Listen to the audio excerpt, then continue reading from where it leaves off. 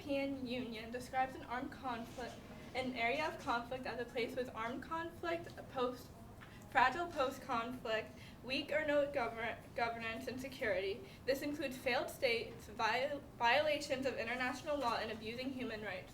Looking at this map, the dark areas describe major wars, while the lighter areas describe minor clashes. While the severity of these places are different, one thing is in common, that children are involved. Good morning. My name is Skylar Mattel, and my research question was, to what extent have areas of conflict influenced child development and the children found in these areas? I found that these areas have left a strong negative influence toward child development. This is because of psychological effects, forced immigration, and how the relationship with parents. Looking at this graph was provided by a journal of child psychology and psychiatric. Looking at it, you can clearly tell the difference between war-exposed versus non-war exposed.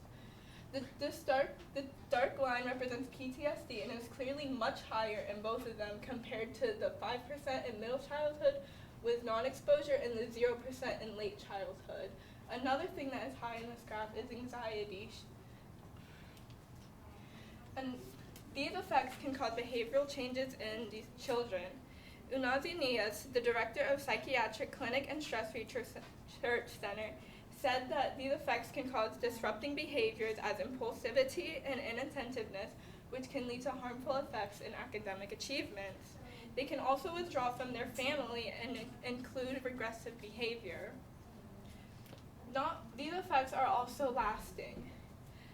This can permanently affect whether it's due to how they developed or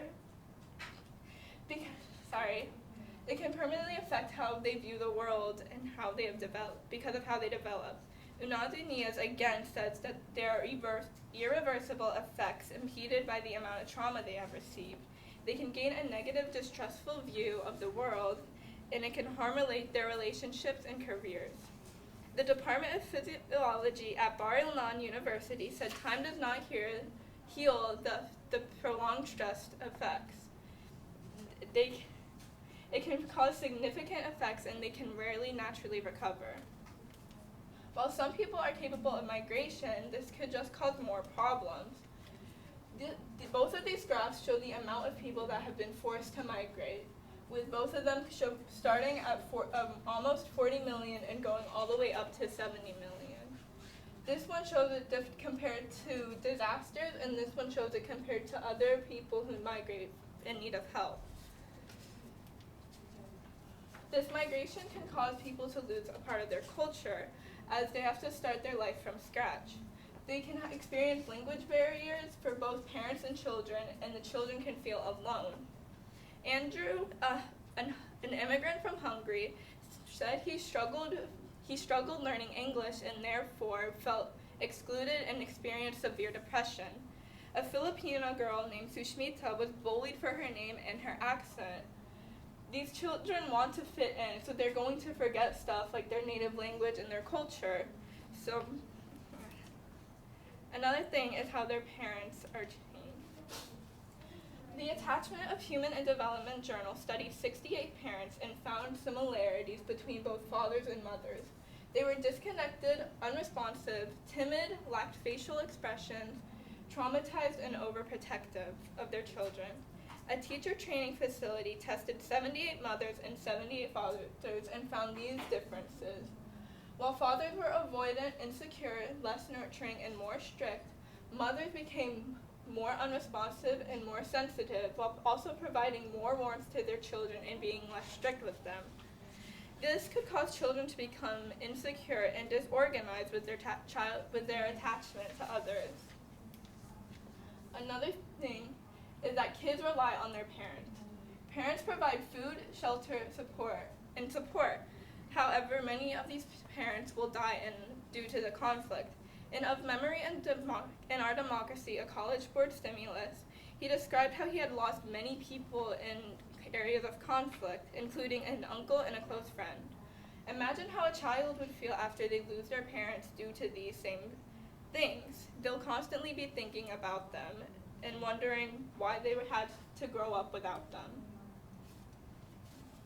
One thing that can help provide a solution is giving a strong support system, which could include giving them a strong adult and or a therapist who they can talk to and feel comfortable to. Another thing is that you could provide a safe environment for them to grow up, whether this means migrating them temporarily or moving them out of the conflict permanently. Moving the children out of the conflict could help them. However, there are limitations to this. You can't limit where these areas of conflict will be and who is involved. They are constantly going to happen around the world, and there will always be children involved.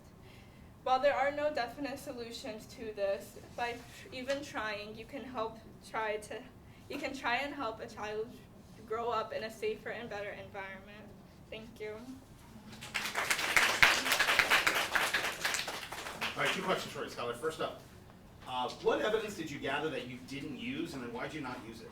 I gathered evidence about how children are losing their childhood in these areas, but I didn't use it because I felt it was too similar to the reliance on parents, because it was mainly talking about how they have to grow up and become their own parent, kind of. So I just felt it was too similar to include. All right, and what advice would you have for other researchers that consider this to be a topic that they'd like to work with?